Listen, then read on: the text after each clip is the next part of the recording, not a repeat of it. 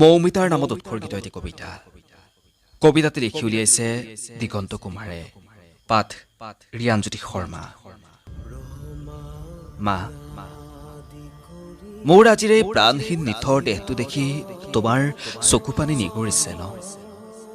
মোক দানৱকেইটাই জীয়াই থাকিব নিদিলেও মা, তোমালোকে মোক লৈ দেখা সপোনবোৰ কলিতেই মোহাৰি পেলালেও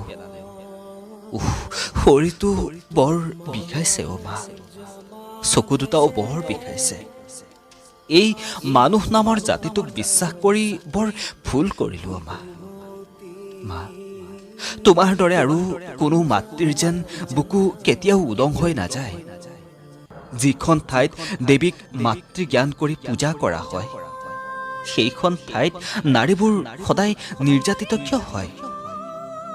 দেৱী মাক পূজা কৰাৰ পৰিণাম ইমান ভয়ংকৰ কিয় হয়? মা, অ' মা, তুমি নাকান্দিবাচোন, মই তোমাৰ কাষতে থাকিম সদায়। মোলৈ যদি মনত পৰে সৌ দূৰ আকাশলৈ চাবা, তাতেই মই তৰা হৈ জিলিকি থাকিম। কিন্তু এই নৰসাধকবোৰক কেতিয়াও নকৰিবা ক্ষমা, নহ'লে মোৰ আত্মাই কেতিয়াও নাপাব শান্তি। ধন্যবাদ।